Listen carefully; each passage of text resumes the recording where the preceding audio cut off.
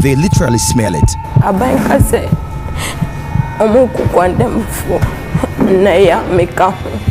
They killed and must also be killed. And the sentence for this kind of offense is that you shall be hanged till you die. It's a horrifying experience. The scene was so terrifying that I couldn't look at them for a while. I quickly entered into the cell because I knew that they had come for me.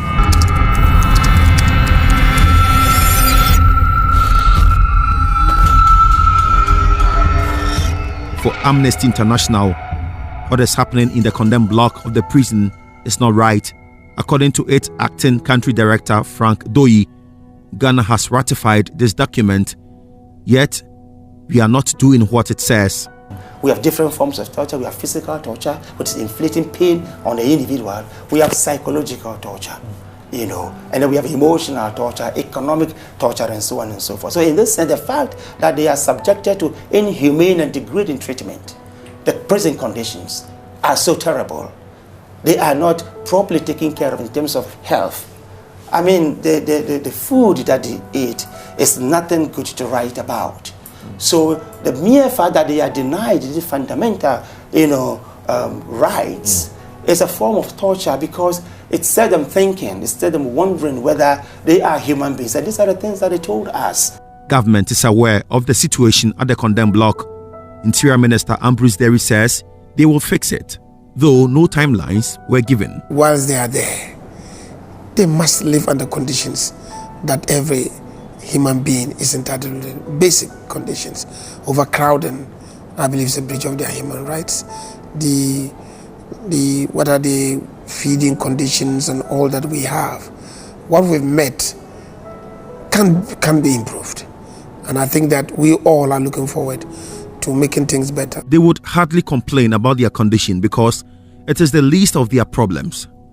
The courts have ruled that they should be killed, but they are not ready to die. And they always want to avoid a situation whereby the attention of the president would be drawn to the fact that they are here adding on to the cost of the nation, so they better endure. This makes them the most vulnerable among all prisoners in the country. That's according to the Deputy Director of Prisons, Isaac Ejuri. Inmates on death row face a particular set of concerns. As we have discussed earlier, they are confined in their area all by themselves. They don't come out to join the general populations, and therefore they don't have access to the occupational and educational facilities that we provide. In fact, the general practice has been to just contain them as dangerous elements.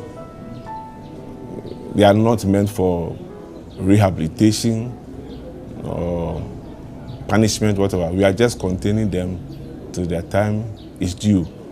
And other challenge is that the psychological awareness of impending execution, that can also be very traumatizing. All these have led into a feeling of unjustifiable hopelessness, guilt, general negative outlook. Yes, there's a lot of anxiety disorders. And let me add that the condition of confinement in itself appears to precipitate or aggravate these disorders. You have been condemned to death. It can be tomorrow, it can be tomorrow next. You don't know what is to happen. You don't know when president will change his mind and say, no, we have 2 minutes, so I want to cut down the number. Because any president who does that wouldn't have committed any offense because the law enjoins him to do so. So I believe they are not living well. That the trauma I know that I'm going to die is very serious. There is no physical torture, rather an emotional one.